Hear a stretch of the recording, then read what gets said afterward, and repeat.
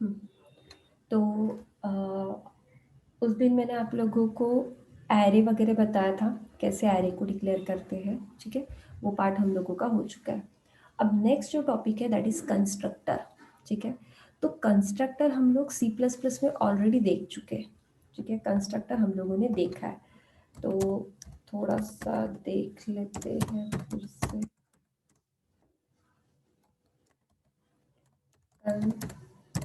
Constructor, ठीक है, तो ये जो कंस्ट्रक्टर है, कंस्ट्रक्टर मतलब क्लास का नाम और कंस्ट्रक्टर का जो नेम होता है। सपोज क्लास का नाम है डेमो, तो उसी नाम से क्या क्रिएट होता है, कंस्ट्रक्टर क्रिएट होता है।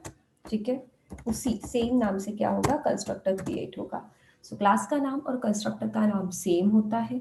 सेकेंड पॉइंट, कि जब भी आप ऑब्जेक्ट क्रिएट करते हो ऑटोमेटिकली कंस्ट्रक्टर कॉल होता है। अदरवाइज क्या होता है कि आपने अगर किसी फंक्शन को बनाया तो उस फंक्शन को कॉल करने के लिए आपको उसको अलग से कॉल करना पड़ता है, मतलब ऑब्जेक्ट लेके फंक्शन को कॉल करना पड़ता है। बट अगर हम लोगों ने कंस्ट्रक्टर बनाया तो हम लोगों को कंस्ट्रक्टर को अलग से कॉल करने की ज़रूरत नहीं है, वो डायरेक्टली कॉल हो जाता है जैसे ऑब्जेक्ट बनता है। ठीक है, कंस्ट्रक्टर मेमोरी स्पेस क्रिएट करता है और वही डिस्ट्रक्टर जो रहता है वो डिस्ट्रक्टर उसको डिलीट करता है। बट जावा में डिस्ट्रक्टर का यूज नहीं होता है, बिकॉज जावा में एक गार्बेज कलेक्टर नाम का प्री डिफाइंड क्लास होता है जो कि ऑटोमेटिकली मेमोरी स्पेस को डिलीट करते हुए जाता है। ठीक है, तो यहाँ पे हम लोग डिस्ट्रक्टर का यूज नहीं करने वाले हैं। उसके बाद कंस्ट्रक्टर, जैसे हम लोगों ने सी प्लस प्लस में देखा था। ठीक है, कंस्ट्रक्टर के टाइप देखे थे हम लोगों ने। एक देखा था हम लोगों ने डिफॉल्ट कंस्ट्रक्टर। ठीक है, डिफॉल्ट कंस्ट्रक्टर। उसके बाद सेकंड हम लोगों ने देखा था पैरामीटराइज कंस्ट्रक्टर। ठीक है, थर्ड हम लोगों ने देखा था नॉन पैरामीटराइज कंस्ट्रक्टर। ठीक है, और फोर्थ हम लोगों ने कौन सा देखा था, बोलो। फोर्थ हम लोगों ने कौन सा देखा था, एक होता है default constructor, parameterize constructor, non parameterize constructor and copy constructor, बराबर है। ठीक है, तो कॉपी कंस्ट्रक्टर ये हम लोग देख चुके हैं। बट जावा में ये सारे कंस्ट्रक्टर यूज होते हैं, बट यहाँ पे कॉपी कंस्ट्रक्टर यूज नहीं होता है। ठीक है, जावा में कॉपी कंस्ट्रक्टर यूज नहीं होता है, बट उसको हम लोग as a C plus plus के थ्रू अचीव कर सकते हैं।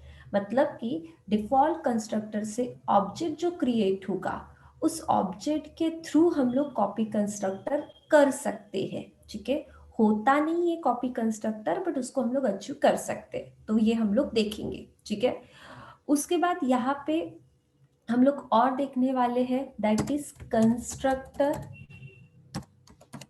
ओवरलोडिंग। सो मैंने ओवरलोडिंग का कंसेप्ट भी आप लोगों को बताया था, अगर याद होगा। व्हाट इज ओवरलोडिंग, बोलो। ओवरलोडिंग मतलब क्या हो सकता है, ओवरलोडिंग, ओवरलोडिंग, बोलो। ओवरलोडिंग मतलब क्या होता है कि जैसे सेम पैरामीटर, ठीक है, sorry, different, same method parameter different, तो उसको हम लोग क्या बोलते हैं, ओवरलोडिंग। ठीक है, function having same name but different parameter। ठीक है, तो उसको हम लोग क्या बोलेंगे, कंस्ट्रक्टर ओवर, मतलब फंक्शन ओवरलोडिंग या constructor overloading. Yes, same function name but different argument, that is the function overloading का कंसेप्ट बोलते हैं, उसको ही हम लोग बोलेंगे फंक्शन ओवरलोडिंग। बट यहाँ पे हम लोग देखने वाले कंस्ट्रक्टर ओवरलोडिंग। तो कंस्ट्रक्टर का नाम तो सेम होता है, बट डिफरेंट जो पैरामीटर हम लोग कंस्ट्रक्टर के साथ एंटर करेंगे, बिकॉज पैरामीटराइज कंस्ट्रक्टर है।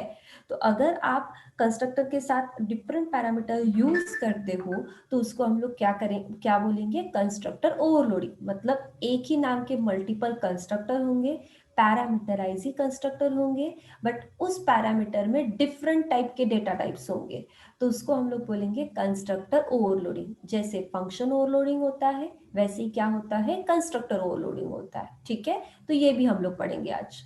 तो चलो देखते हैं कि कंस्ट्रक्टर क्या होता है, जावा में किस तरीके से कंस्ट्रक्टर को डिफाइन किया जाता है। ठीक है, तो इतना समझ में आया आप लोगों को, क्योंकि ये हम लोग सी प्लस प्लस में ऑलरेडी देख चुके हैं। ओके, ठीक है, तो मैं डायरेक्टली प्रोग्राम स्टार्ट कर रही हूँ। मैं एडिट प्लस से ही करूँगी। उस दिन हम लोगों ने परमानेंट पाथ सेट कर लिया है, तो कमांड प्रॉम्प्ट से मुझे फिर से जावा के पाथ को सेट करने की ज़रूरत नहीं है। ठीक है, तो मेरे पास ऑलरेडी प्रोग्राम मैंने लिखे हैं, तो जस्ट उसको थोड़ा मैं कॉपी कर लेती हूँ।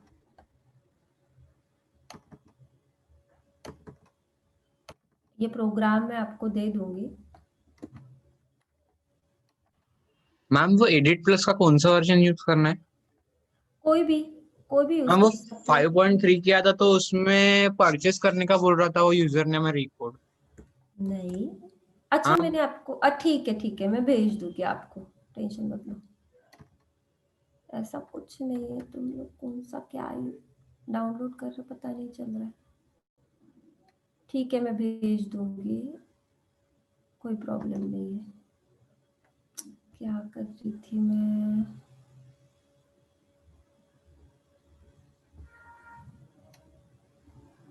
एक मिनट।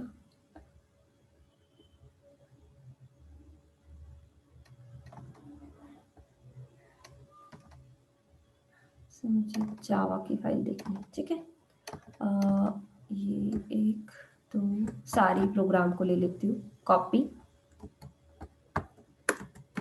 ठीक है, और हमारा फोल्डर कहाँ पे है, ई ड्राइव में, ई ड्राइव में ही है ना। ई ड्राइव में बैच नाम का फोल्डर था, उसमें मैं और एक फोल्डर बना लेती हूँ, दैट इज कंस्ट्रक्टर। ठीक है, और उसमें मैं प्रोग्राम डाल देती हूँ। ठीक है, ये हो गया। तो अब एडिट प्लस में जाएंगे, और यहाँ से ई ड्राइव में ये जो हमारा बैच नाम का फोल्डर था, इसके अंदर कंस्ट्रक्टर नाम का फोल्डर था। ये सारे प्रोग्राम यहाँ पे देखो आ चुके हैं। ठीक है, तो फर्स्ट प्रोग्राम देखते हैं, दैट इज ये।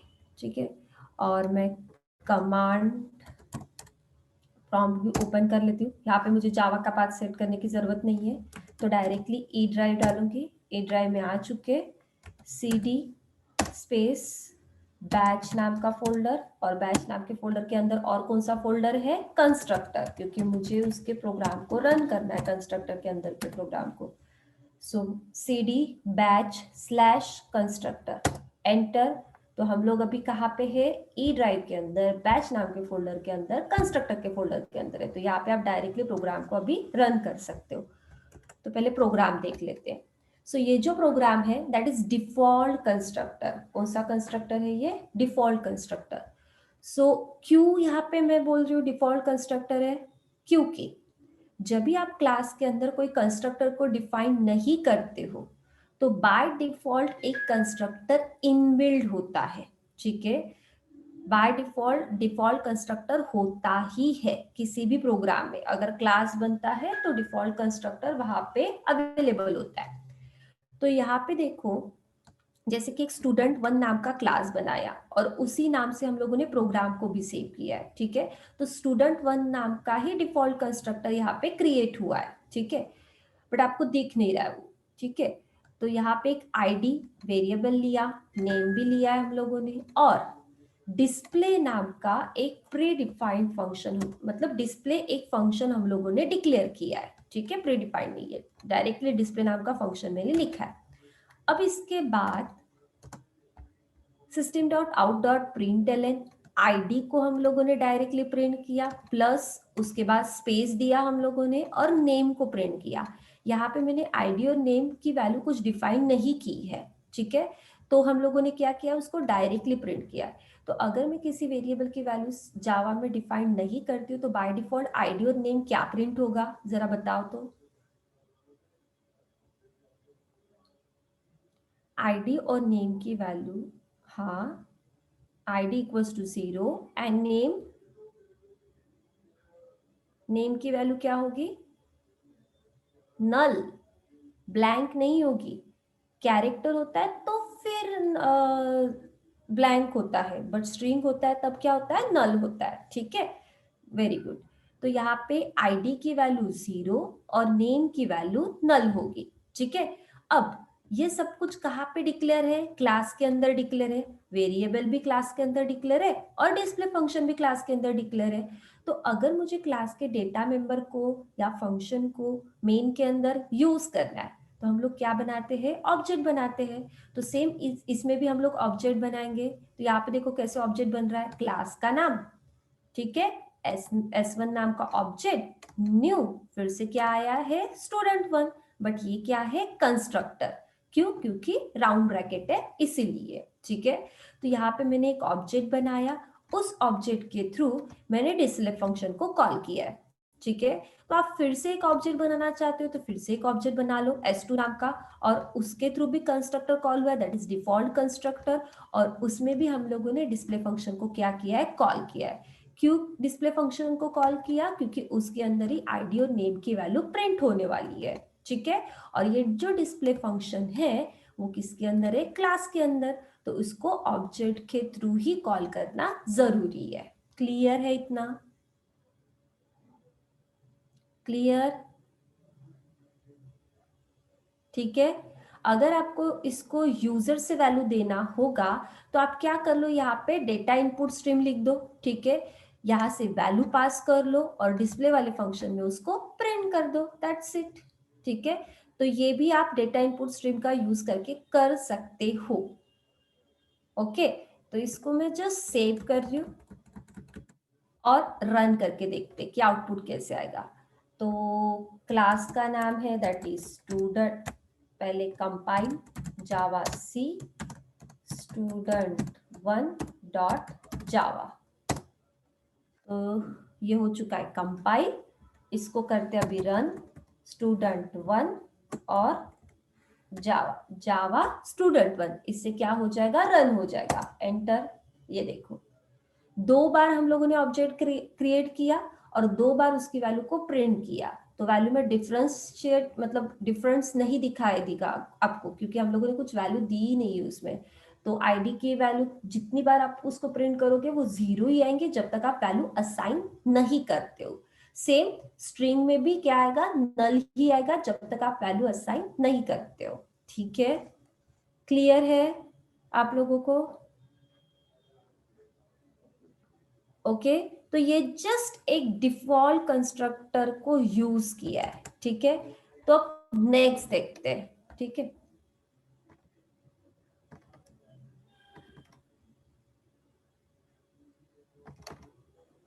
ये देखो, अब ये जो कंस्ट्रक्टर है दैट इज कौन सा कंस्ट्रक्टर है? ये बोलो, ये कंस्ट्रक्टर कौन सा है?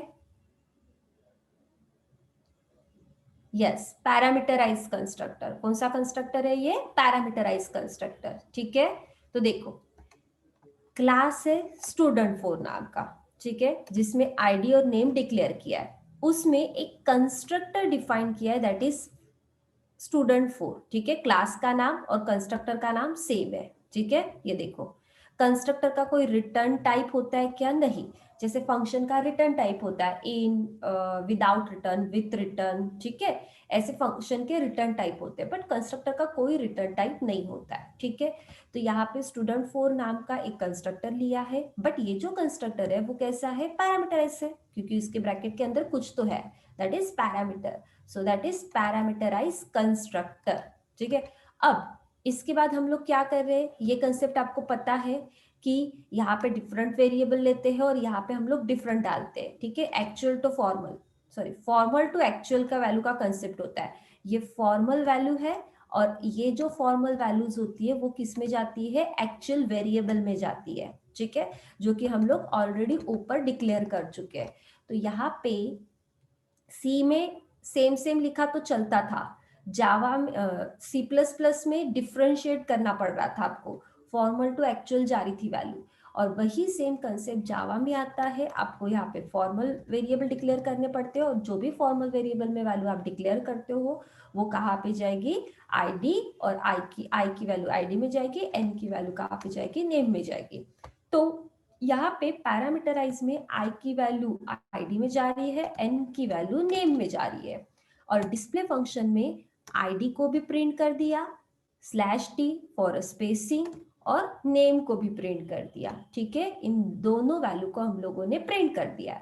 अब देखो, अब कंस्ट्रक्टर तो बन चुका, प्रिंट भी करवा रहे हम लोग, बट मेन के अंदर उसका ऑब्जेक्ट बनाना पड़ेगा, that is S1, student4 S1 नाम का ऑब्जेक्ट, न्यू student4 111 और करण।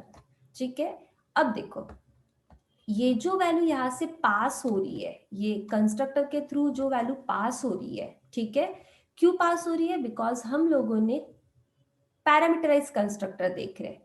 और पैरामीटराइज कंस्ट्रक्टर में क्या होता है, जो भी वैल्यू पास होती है वो कहाँ से पास होगी, मेन से होगी। जब भी पैरामीटर कुछ भी कंसेप्ट दिखता है तो वैल्यू पासिंग कहाँ से होती है, मेन से होती है। सो इसीलिए हम लोगों ने वैल्यू पास कहाँ से की है, मेन से की है। और कंस्ट्रक्टर के थ्रू वैल्यू पास हो रही है, तो वैल्यू भी पास कब होगी, जब ऑब्जेक्ट क्रिएट होगा, जब कंस्ट्रक्टर कॉल होगा, तभी जाके हम लोग यहाँ से ये वैल्यू को क्या करेंगे, पास करेंगे।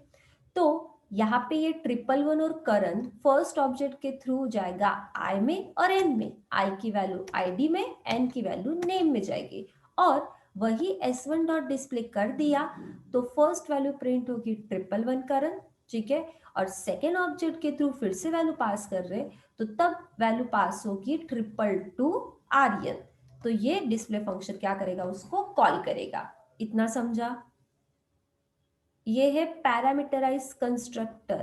पैरामीटर जब भी होते हैं तो वैल्यू पासिंग कहाँ से होती है, मेन से ही होता है। ये ऑलरेडी कंसेप्ट हम लोग देख चुके हैं C++ में। ओके, और अगर पैरामीटराइज नहीं होता तो डायरेक्टली वैल्यू पास कहाँ से करते, जो भी फंक्शन होता उससे करते, मेन से नहीं करते। ठीक है, तो इसको भी मैं रन करके आपको बता देती हूँ। क्या है, student4, सो javac student4.java, एंटर हो गया है java student4। ये देखो, फर्स्ट वैल्यू इज 111 करण और सेकेंड वैल्यू इज 222 आर्यन। ठीक है, क्लियर है, ओके। अब सबको क्लियर है ना। अब एक काम करते, ये कांस्टेंट डिक्लेरेशन हो रहा है, इसको हम लोग यूजर से लेने की कोशिश करते हैं। तो एक बात बताओ मुझे कि अगर मैं यूजर से वैल्यू डालना चाहती हूँ, ठीक है, यूजर से वैल्यू डालना चाहती हूँ, तो वैल्यू जो पासिंग हो रही है कंस्ट्रक्टर की वो कहाँ से हो रही है, मेन से हो रही है। तो मुझे यूजर से वैल्यू इनपुट करना है तो मैं कहाँ से करूंगी, यूजर से मुझे डेटा इनपुट स्ट्रीम का यूज करना है, तो मुझे वो यूजर से वैल्यू इनपुट करना है, तो वो मैं कहाँ से करूंगी, क्लास से करूंगी या मेन से करूंगी, बोलो। मेन से, कहाँ से करूंगी, मेन से। ठीक है, तो अब हम लोग सेम डेटा इनपुट स्ट्रीम का यूज करते हैं। तो यहाँ पे मैं लिख रही हूँ डेटा इनपुट स्ट्रीम। ठीक है, एक ऑब्जेक्ट बना रही हूँ दिस नाम का, न्यू डेटा इनपुट स्ट्रीम। ठीक है, round bracket system dot in, उसके बाद ट्राई कैच ब्लॉक यूज नहीं करते, डायरेक्ट मैं यहाँ पे थ्रोज एक्सेप्शन दे देती हूँ, थ्रोज एक्सेप्शन। ठीक है, उसके बाद मुझे पहले दो वेरिएबल डिक्लेयर करना पड़ेगा क्योंकि उस वेरिएबल में ही वैल्यू जाएगी। ठीक है, तो यहाँ पे सपोज इंट ए देती हूँ। ठीक है, एक इंटीजर में वैल्यू जाने वाली है और एक स्ट्रिंग में जाएगी, स्ट्रिंग एस दे देती हूँ। ठीक है, अब इसमें 2 वैल्यू जाएंगी, डेटा इनपुट स्ट्रीम हम लोगों ने लगा लिया है यहाँ पे। अब इसके बाद a equals to same concept, integer dot parse int bracket के अंदर दिस डॉट रीड लाइन, ठीक है, this dot read line function है, राउंड ब्रैकेट हो गया।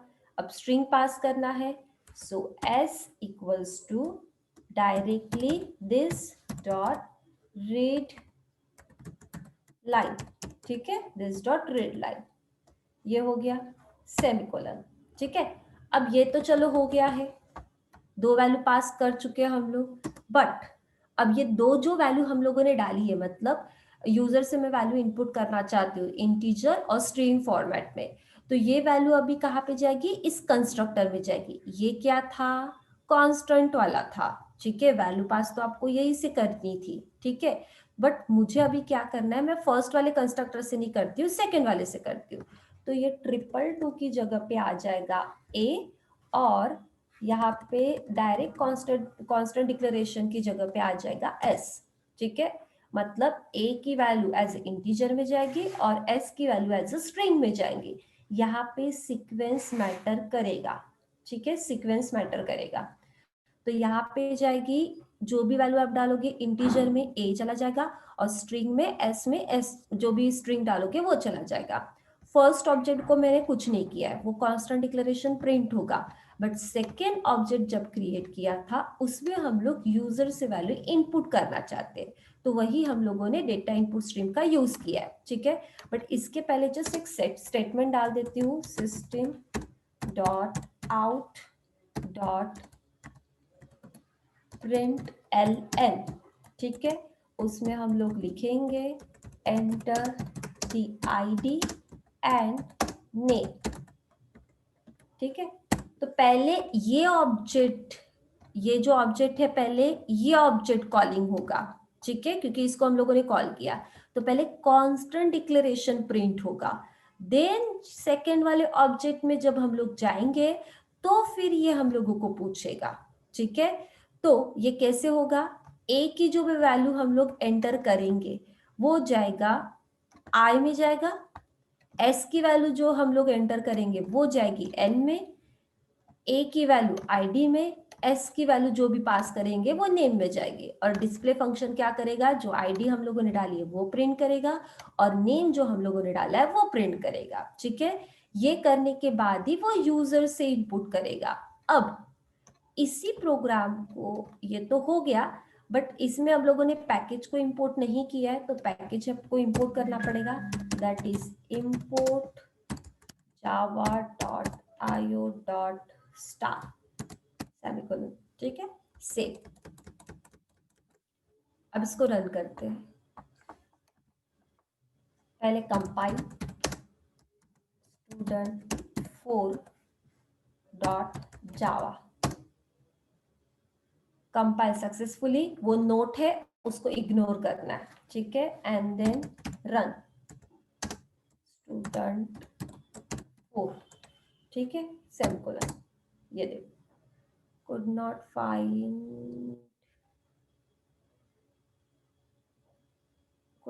find or load main class student4, एक मिनट चेक करने दो,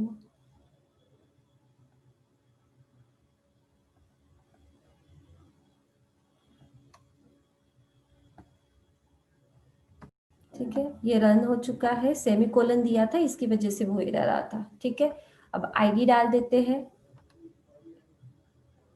आईडी 1, और जो नेम है वो डाल देते हैं, सपोज राहुल, ठीक है, ये देखो।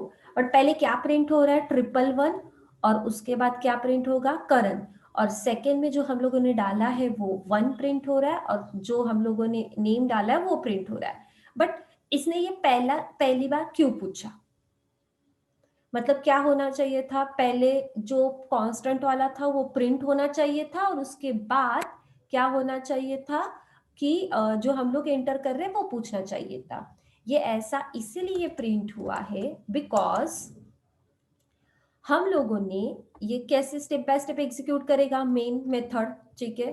तो पहले ये उसको ये मिला, ठीक है। उसके बाद उसको ऑब्जेक्ट मिला, क्योंकि यहाँ से इनपुट करना है, तो इसने पहले ये एग्जीक्यूट कर लिया, ठीक है। इसका एग्जीक्यूशन कैसे हो रहा है वो मैं आपको बता रही हूँ। कि पहले उसने वो क्यों पूछा, enter the ID and name, because वो स्टेप बाय स्टेप एग्जीक्यूट कर रहा है, तो उसको सबसे पहले मिला था कि आपको कुछ एंटर करना है, तो उसको पहले उसने पहले क्या कर दिया, वो एंटर करने के लिए बता दिया आपको, ठीक है। बट जब प्रिंट करने की बात आई, तो प्रिंट करते समय क्या किया, फर्स्ट ऑब्जेक्ट कॉल हुआ, ये उसने एग्जीक्यूशन कर लिया, ठीक है। सेकेंड ऑब्जेक्ट कॉल हुआ तो हम लोग एंटर कर चुके। बट जब प्रिंट करने की बात आई तो उसने क्या किया, ये जो s1 डॉट डिस्प्ले है, तो उसने पहले उसको प्रिंट किया एंड देन उसके बाद s2 को प्रिंट किया। तो इसकी वजह से ये फर्स्ट पूछा गया एंड देन उसके बाद ये प्रिंट हुआ, ठीक है। मतलब ये हम लोगों को प्रिंट करते हुए दिखाई दे रहा है। अगर आप वैसा करना चाहते हो तो क्या करो, आप जस्ट सिंपली ये जो s1 डॉट डिस्प्ले और ये जो है आप ये यहाँ पे डाल दो, ठीक है, फर्स्ट डाल दो एंड देन उसके बाद सेकेंड वाले ऑब्जेक्ट को कॉल करो, तो वो सीक्वेंस मैटर करेगा फिर वहां पे। क्लियर है?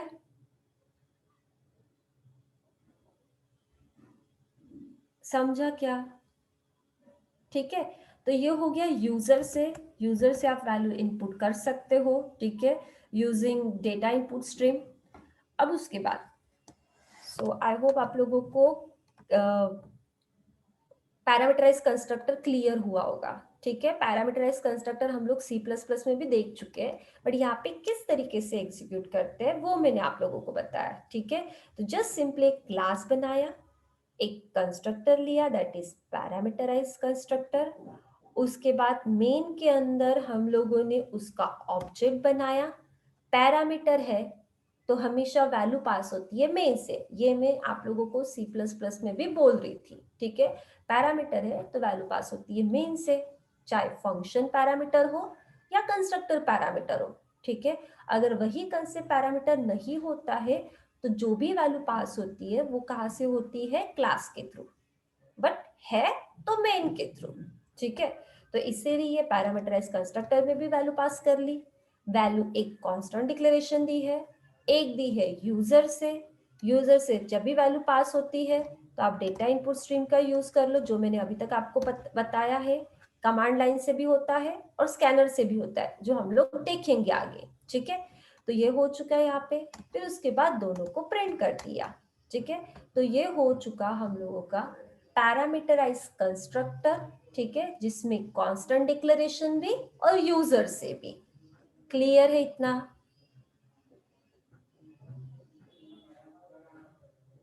ठीक है, ओके। तो अब नेक्स्ट कंसेप्ट मैं आप लोगों को बता रही हूं, कंस्ट्रक्टर ओवरलोडिंग। क्या? Constructor overloading. तो पहले हम लोग देख चुके डिफॉल्ट कंस्ट्रक्टर, सेकेंड हम लोगों ने देखा था parameterize constructor with constant declaration and user define, and जो थर्ड है दैट इज कंस्ट्रक्टर ओवरलोडिंग। क्या होता है, ठीक है। नॉन पैरामीटराइज कंस्ट्रक्टर आप कर सकते हो, ठीक है, सिंपल, एक सिंपल कंस्ट्रक्टर लेना, उसमें से वैल्यू पास कर लेना और प्रिंट कर देना, ठीक है। बट ये जो कंस्ट्रक्टर ओवरलोडिंग है, सो ओवरलोडिंग का कंसेप्ट ये होता है, function having the same name with a different argument, that is function overloading. तो कंस्ट्रक्टर ओवरलोडिंग का मतलब भी क्या होता है, कंस्ट्रक्टर का नाम तो सेम ही होता है, बट उसके अंदर के जो आर्ग्यूमेंट्स होते हैं वो कैसे होते हैं, डिफरेंट होते हैं, दैट इज कंस्ट्रक्टर ओवरलोडिंग, ठीक है। Constructor overloading, parameter is different. So यहाँ पे स्टूडेंट 5 नाम का क्लास बनाया, जिसमें आईडी लिया, नेम लिया और एज लिया है, ठीक है। उसके बाद स्टूडेंट 5 नाम के क्लास कंस्ट्रक्टर के अंदर दो आर्ग्यूमेंट पास कर लिए, और ये जो सेकेंड वाला कंस्ट्रक्टर है उसमें तीन आर्ग्यूमेंट पास कर लिए, तो दैट इज कंस्ट्रक्टर ओवरलोडिंग, ठीक है। तो यहाँ पे formal to actual, formal to actual, ID और नेम। सेकेंड वाले इसमें भी आईडी और नेम है, बट डिफरेंशिएट क्या हुआ है, एज, ठीक है। तीन आर्ग्यूमेंट है और पहले इसमें दो आर्ग्यूमेंट है, दैट इज कंस्ट्रक्टर ओवरलोडिंग, ठीक है।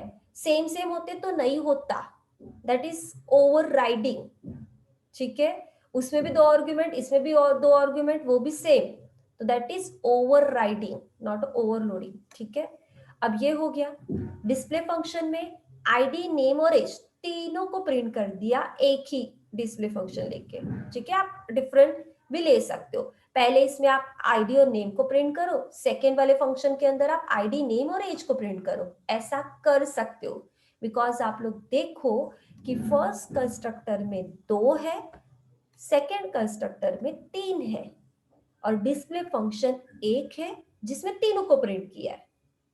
ठीक है, मैंने क्या बोला, फर्स्ट कंस्ट्रक्टर में 2 वैल्यू है, सेकेंड कंस्ट्रक्टर में 3 वैल्यू है, बट डिस्प्ले फंक्शन में तीनों वैल्यू को प्रिंट करना है। ठीक है, और फर्स्ट कंस्ट्रक्टर के अंदर 2 वैल्यू प्रिंट हो सकती है, तो उसके लिए आप अलग से उसके लिए फंक्शन ले सकते हो। ठीक है, और सेकेंड में तो 3 वैल्यू हो रही, तो उसमें आप 3 वैल्यू का प्रिंट कर दो। ठीक है, ऐसा कर सकते हो, बट एक ही इसमें भी कर सकते हो। ठीक है, तो उसके बाद हम लोगों ने मेन के अंदर पहला वाला कंस्ट्रक्टर पहले वाले ऑब्जेक्ट से कॉल होगा, that is S1 student 5U, S1 is object, फिर उसके थ्रू पैरामीटराइज कंस्ट्रक्टर है, मेन के थ्रू वैल्यू पास होगी। सो S5U के थ्रू हम लोगों ने 111 और करण को प्रिंट कर दिया। ठीक है, बट सेकेंड वाले ऑब्जेक्ट के थ्रू क्या हो रहा है कि 3 वैल्यू पास हो रही है, 222 आर्यन एंड 25U, तो उसके थ्रू कैसे होगा कि सेकेंड वाला कंस्ट्रक्टर कॉल होगा। ठीक है, बट डिस्प्ले फंक्शन तो एक ही बनाया हम लोगों ने,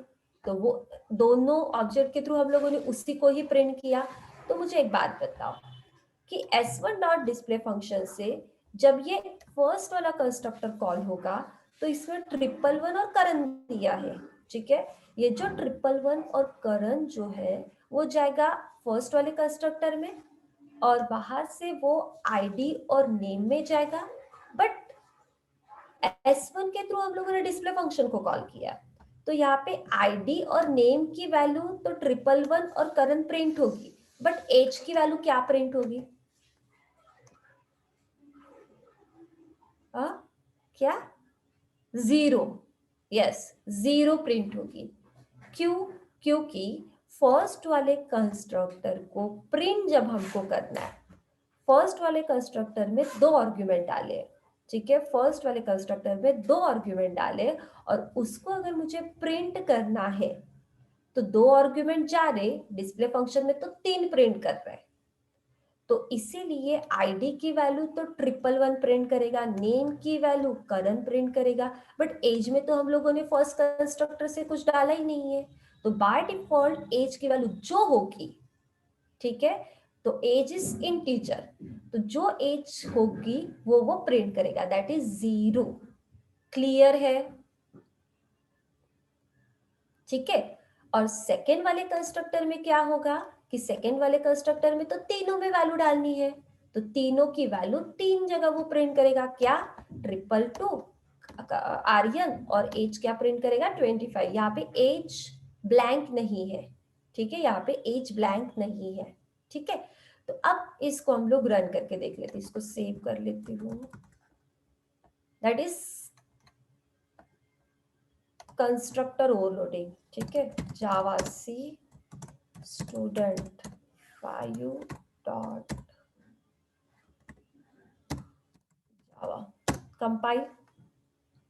कंपाइल हो चुका, रन करते हैं।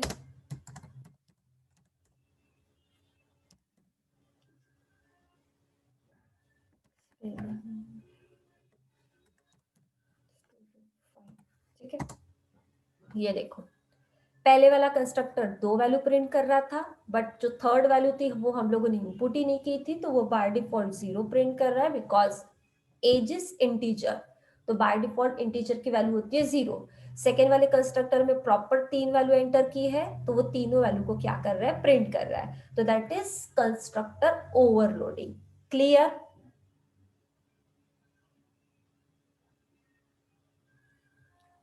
इसमें किसी को डाउट है तो आप लोग पूछ सकते हो। है किसी को डाउट? यूजर से भी आप कर सकते हो, कोई प्रॉब्लम नहीं है। यहाँ पे आप क्या करो, सेम डेटा इनपुट स्ट्रीम डाल दो और यूजर से भी वैल्यू इनपुट कर सकते हो। ठीक है, जैसे हम लोगों ने प्रीवियस प्रोग्राम में देखा था। सो दैट इज कंस्ट्रक्टर ओवरलोडिंग। उसके बाद नेक्स्ट देखते हैं, ठीक है, कॉपी कंस्ट्रक्टर। मैंने अभी आप लोगों को बताया कि जावा में कॉपी कंस्ट्रक्टर यूज नहीं होता है, ठीक है, बट उसको हम लोग अचीव कर सकते हैं कि जो कंस्ट्रक्टर क्रिएट होता है, कोई ना कोई तो एक कंस्ट्रक्टर रहेगा, तो जो भी कंस्ट्रक्टर होगा उस कंस्ट्रक्टर के ऑब्जेक्ट के थ्रू हम लोग दूसरे ऑब्जेक्ट में वैल्यू पास कर सकते हैं, ठीक है। तो वो कंस्ट्रक्टर मतलब उस कंसेप्ट को बोला जाता है copy constructor. Object to object pass जो वैल्यू होती है उसको हम लोग क्या बोलेंगे, कॉपी कंस्ट्रक्टर, ठीक है। तो यही कॉपी कंस्ट्रक्टर अभी हम लोग देखेंगे। जावा में कॉपी कंस्ट्रक्टर यूज नहीं होता है, ठीक है। एक मिनट,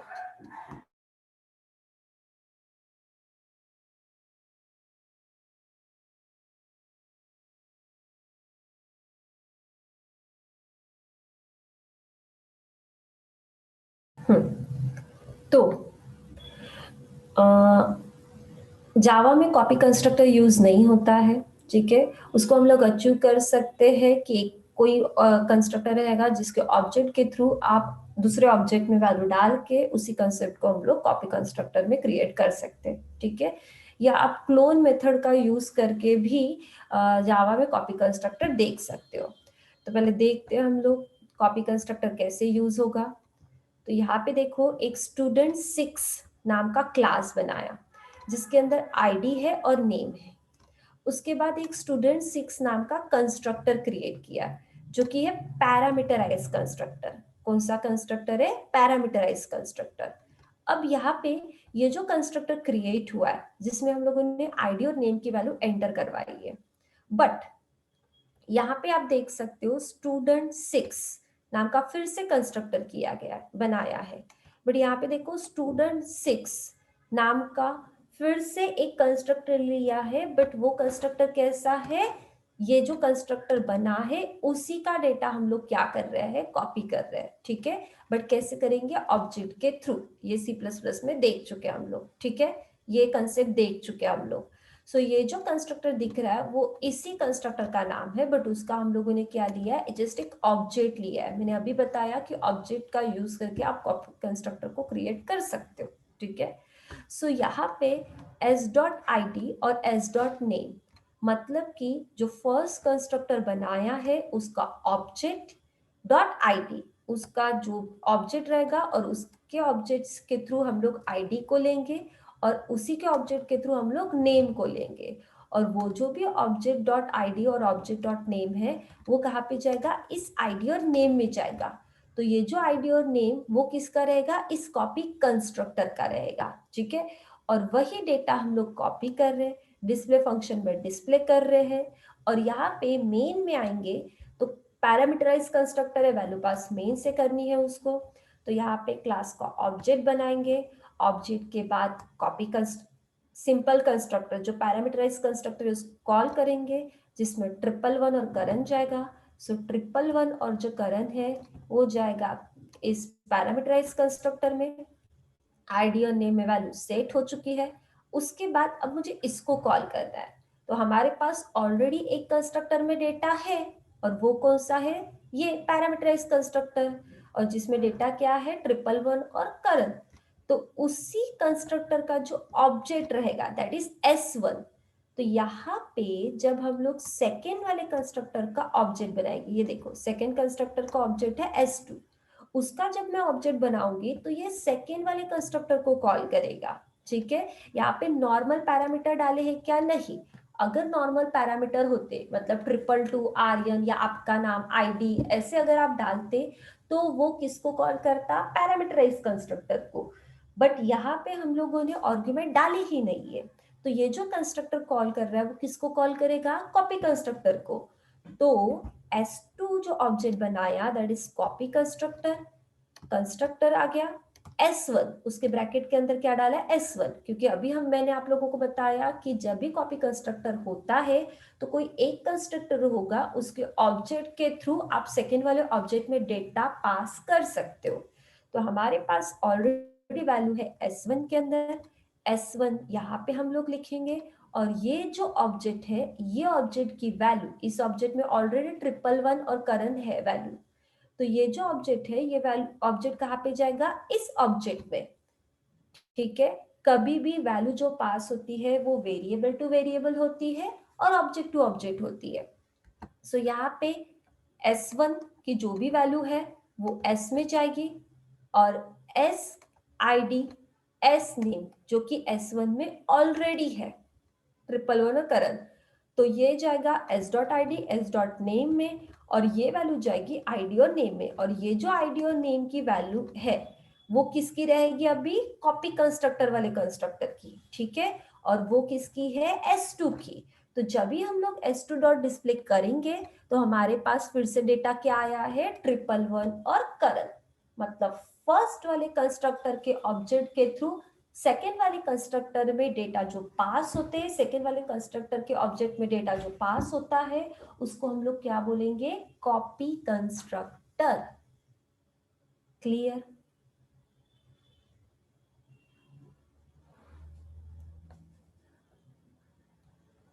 क्लियर है क्या सबको? यस और नो? फर्स्ट वाला कंस्ट्रक्टर पैरामीटराइज, सेकेंड वाला कंस्ट्रक्टर कॉपी कंस्ट्रक्टर। फर्स्ट वाले कंस्ट्रक्टर के ऑब्जेक्ट के थ्रू जो भी डेटा रहेगा वो सेकेंड वाले कंस्ट्रक्टर के ऑब्जेक्ट में हम लोग पास कर रहे हैं। So that means object to object pass हो रहा है, और जब भी ऑब्जेक्ट टू ऑब्जेक्ट पास होगा उस कंसेप्ट को हम लोग बोलेंगे कॉपी कंस्ट्रक्टर। ठीक है, इसको रन करके देखते हैं। तो जो फर्स्ट वाले कंस्ट्रक्टर में डेटा रहेगा वही वो प्रिंट होगा, बिकॉज दैट इज कॉपी। क्या है, स्टूडेंट 6 को कंपाइल करते हैं। कंपाइल हो गया, रन।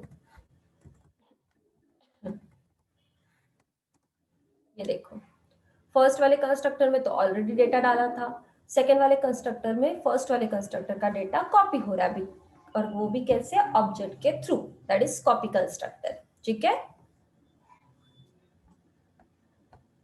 तो ये ऐसा कुछ आउटपुट आएगा। यूजर से लेना है तो आप डायरेक्टली यहाँ पर डिक्लेयर कर दो, कोई प्रॉब्लम नहीं है, ये मेन के अंदर। ठीक है, और दूसरी और एक बात, अब मैंने आप लोगों को कॉपी कंस्ट्रक्टर बता दिया, बट कैसे बताया मैंने, फर्स्ट वाला कंस्ट्रक्टर लिया, सेकेंड वाला भी कंस्ट्रक्टर लिया। ठीक है, जो कि हम लोग C++ में करते हैं, और फर्स्ट वाले कंस्ट्रक्टर का जो भी ऑब्जेक्ट है वो सेकेंड वाले कंस्ट्रक्टर के ऑब्जेक्ट में डाल के हम लोगों ने डेटा को कॉपी किया। बट ये हो गया फर्स्ट पॉइंट, जो कि C++ की तरीके से हम लोग अचीव कर सकते हैं इसको, जैसे C++ में देखा है। ठीक है, वही जो सेकेंड पॉइंट है कि हमारे पास ऑलरेडी एक कंस्ट्रक्टर है, सपोज कोई भी कंस्ट्रक्टर ले सकते हो कॉपी कंस्ट्रक्टर को छोड़ के, तो हमारे पास ऑलरेडी एक कंस्ट्रक्टर है, उस कंस्ट्रक्टर के ऑब्जेक्ट के थ्रू सेकेंड वाला कंस्ट्रक्टर नहीं बनाएंगे और सेकेंड वाले ऑब्जेक्ट में डालेंगे हम लोग, तो उस कॉन्सेप्ट को भी क्या बोलते हैं हम लोग, कॉपी कंस्ट्रक्टर। ठीक है, विदाउट एनी कंस्ट्रक्टर बना के आप डेटा को अगर कॉपी कर रहे हो object to object, so that is also copy constructor. पहले कंस्ट्रक्टर दोनों थे, फर्स्ट कंस्ट्रक्टर का ऑब्जेक्ट सेकेंड वाले कंस्ट्रक्टर के ऑब्जेक्ट में जा रहा था, दैट इज कॉपी कंस्ट्रक्टर। अब हम लोग क्या देख रहे हैं, एक कंस्ट्रक्टर बना रहे, सेकेंड वाला नहीं बना रहे, but object to object data pass करके आप कॉपी कंस्ट्रक्टर क्रिएट कर सकते हो without creating any constructor, second constructor. ठीक है, सो यहाँ पे देखते हैं उसको। यहाँ पे एक स्टूडेंट 7 नाम का क्लास बनाया जिसके अंदर आईडी नेम है, एक कंस्ट्रक्टर बनाया जो कि पैरामीटराइज कंस्ट्रक्टर है, दैट इज आईडी और नेम की वैल्यू इसमें एंटर होगी। अब यहाँ पे देखो एक कंस्ट्रक्टर है, ये कौन सा कंस्ट्रक्टर है बताओ, ये कौन सा कंस्ट्रक्टर है, बोलो। सेकेंड वाला जो कंस्ट्रक्टर है वो कौन सा कंस्ट्रक्टर है? सीरियसली ये वाला कंस्ट्रक्टर है वो? कौन बताएगा? ये वाला पूछ रही हूँ मैं, ये वाला constructor. Yes, very good, that is default constructor. Non parameterize कैसे होगा? नॉन पैरामीटराइज होता तो उसमें वैल्यू तो पास होती ना, मतलब यहां से तो ब्रैकेट के अंदर तो होती ना कुछ। हाँ आयुषी, है ना? और पैरामीटराइज होता तो इधर से ही होती, नॉन पैरामीटराइज होता तो ब्रैकेट के अंदर से होती, कर्ली ब्रैकेट के अंदर यूजर से वैल्यू पास होती।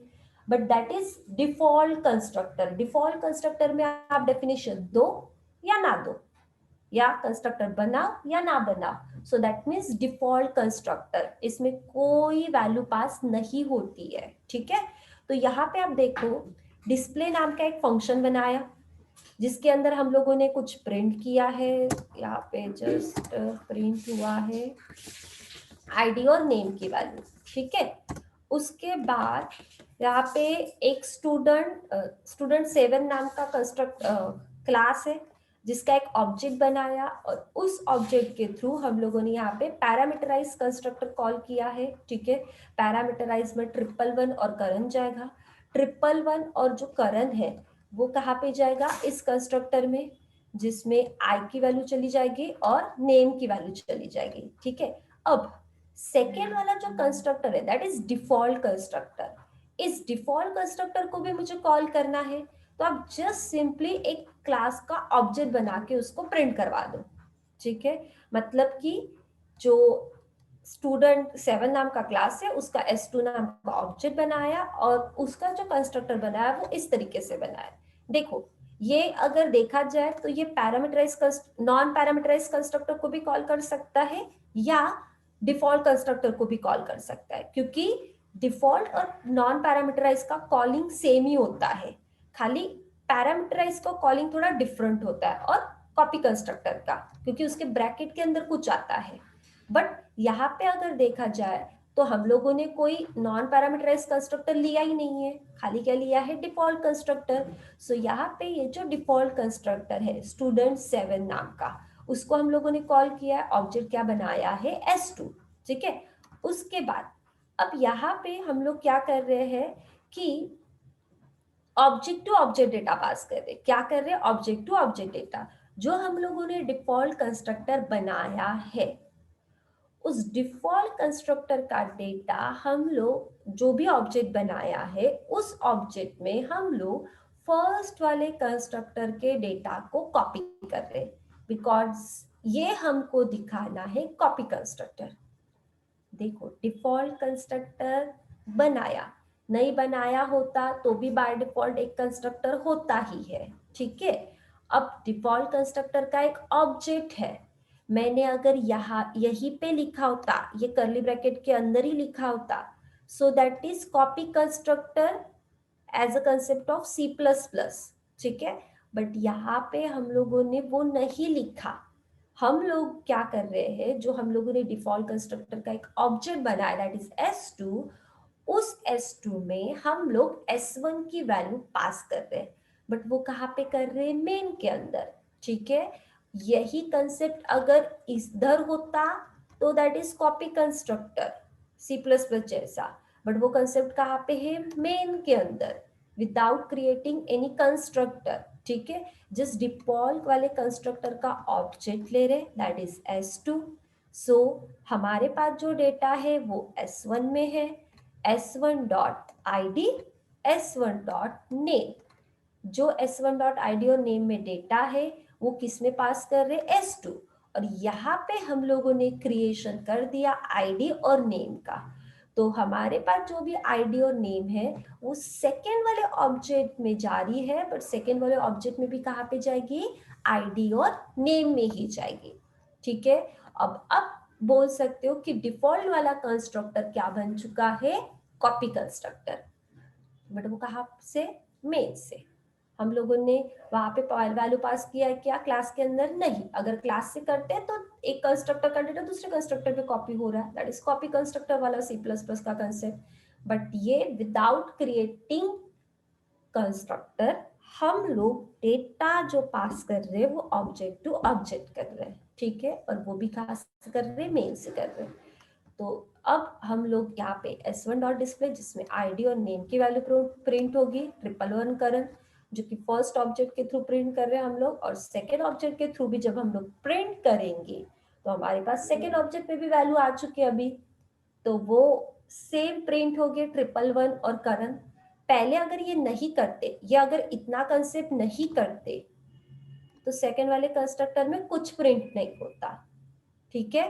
बट यहाँ पे हम लोगों ने कॉपी कंस्ट्रक्टर शो किया, इसीलिए सेकेंड वाले कंस्ट्रक्टर से वैल्यू प्रिंट होगी। क्लियर?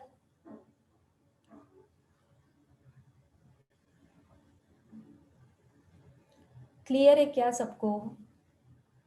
ठीक है, रन करते इसको, पहले कंपाइल,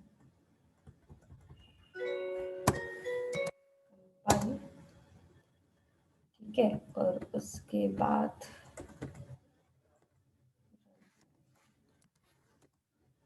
ये देखो एक ही आउटपुट आएगा। कंसेप्ट समझना है आपको कि कॉपी कंस्ट्रक्टर हुआ कैसे है, ठीक है। तो आज के सेशन में हम लोगों ने क्या देखा, कंस्ट्रक्टर, ठीक है, जिसमें मैंने आपको फर्स्ट नॉर्मल कंस्ट्रक्टर बताया, यहाँ पे कोई कंस्ट्रक्टर डिक्लेयर नहीं है, दैट मीन्स डिफॉल्ट कंस्ट्रक्टर, ठीक है, जो कि डायरेक्टली कॉलिंग हो रहा है वो कॉलिंग ना, ये देखो हो रहा है। डिफॉल्ट कंस्ट्रक्टर अगर नहीं लिख रहे हो तो बाय डिफॉल्ट कंस्ट्रक्टर होता ही है, ठीक है, जो डायरेक्टली कॉलिंग हो रहा है। अब ये हो गया डिफॉल्ट कंस्ट्रक्टर का एक एग्जांपल, इसके आप लोग पिक ले सकते हो जल्दी, क्योंकि आपको ये एग्जीक्यूट करके देखना है, जब तक एग्जीक्यूट करोगे नहीं समझ में आएगा नहीं, ठीक है। उसके बाद दैट इज डिफॉल्ट कंस्ट्रक्टर। उसके बाद हम लोगों ने जो देखा था वो था पैरामीटराइज कंस्ट्रक्टर, ठीक है, ये पैरामीटराइज कंस्ट्रक्टर है। बट ये जो पैरामीटराइज कंस्ट्रक्टर है इसमें हम लोगों ने एक तो कांस्टेंट डिक्लेरेशन भी दिया था और यूजर से भी दिया था, ये भी दो चीज बताया है यहाँ पे, ठीक है।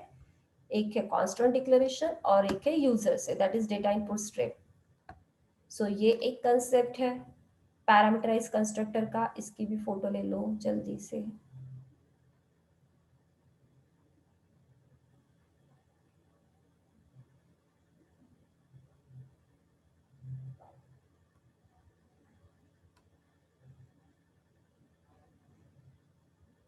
ठीक है, उसके बाद ये होने के बाद that is constructor overloading, constructor having same name with a different argument, that is constructor overloading.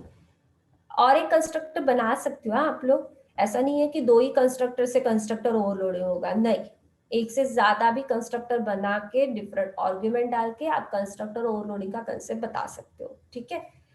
सो दो कंस्ट्रक्टर बनाए, एक में दो आर्गुमेंट, सेकेंड में तीन आर्गुमेंट, ठीक है, तो इसको हम लोग बोलेंगे कंस्ट्रक्टर ओवरलोडिंग। ये कंसेप्ट मैंने आप लोगों को बताया। देन उसके बाद हम लोग देख चुके हैं कॉपी कंस्ट्रक्टर। सो ये जो फर्स्ट वाला है वो C++ के कंसेप्ट के हिसाब से है कि जो डेटा कॉपी कर रहे हैं हम लोग वो एक कंस्ट्रक्टर का डेटा दूसरे कंस्ट्रक्टर में कॉपी कर रहे हैं, ऑब्जेक्ट के थ्रू कर रहे हैं हम लोग। तो यहाँ पे हम लोगों ने पैरामीटराइज कंस्ट्रक्टर बना लिया, डिफॉल्ट भी बना सकते हो, नॉन पैरामीटराइज भी बना सकते हो, ठीक है। एक कंस्ट्रक्टर बना लिया, उस कंस्ट्रक्टर का डेटा हम लोगों ने सेकेंड वाले कंस्ट्रक्टर के अंदर कॉपी किया है विद ऑब्जेक्ट के साथ, ठीक है, s.id s.name, और उसको हम लोगों ने फिर कॉलिंग भी की है, ठीक है, ये हो गया। फिर उसके बाद नेक्स्ट जो है वो हम लोगों ने देखा कॉपी कंस्ट्रक्टर ही है, बट वो विदाउट क्रिएटिंग कंस्ट्रक्टर। तो एक पहला तो कंस्ट्रक्टर बनाना ही पड़ेगा, सेकेंड वाला जस्ट बाय डिफॉल्ट वाला बनाया है, वो नहीं बनाया तो भी चलता, बट उसी कंस्ट्रक्टर का हम लोगों ने ऑब्जेक्ट लिया और मेन के थ्रू फर्स्ट कंस्ट्रक्टर के ऑब्जेक्ट के थ्रू सेकेंड ऑब्जेक्ट में हम लोगों ने वैल्यू को शिफ्ट किया। सो इसी कंसेप्ट को हम लोग बोलेंगे कॉपी कंस्ट्रक्टर। ठीक है, तो ये एक कंस्ट्रक्टर हो गया। क्लियर?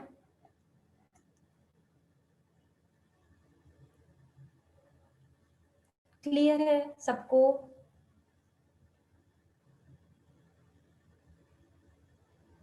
ठीक है, तो आज आप लोग ये कंस्ट्रक्टर करके देखो। ये कंस्ट्रक्टर यहाँ पे खत्म होता है, मतलब कंस्ट्रक्टर का यूज हम लोग आगे देखने वाले हैं, बट ये जो कंस्ट्रक्टर का जो टॉपिक है, छोटे छोटे टॉपिक है पहले, तो ये कंस्ट्रक्टर का टॉपिक आप लोग करके देखो, क्योंकि कल के सेशन में मैं आप लोगों को दिस पढ़ाऊंगी, दिस कीवर्ड। ठीक है, तो इसलिए पहले ये करके देखो तो आगे का समझ में आएगा। Okay, clear?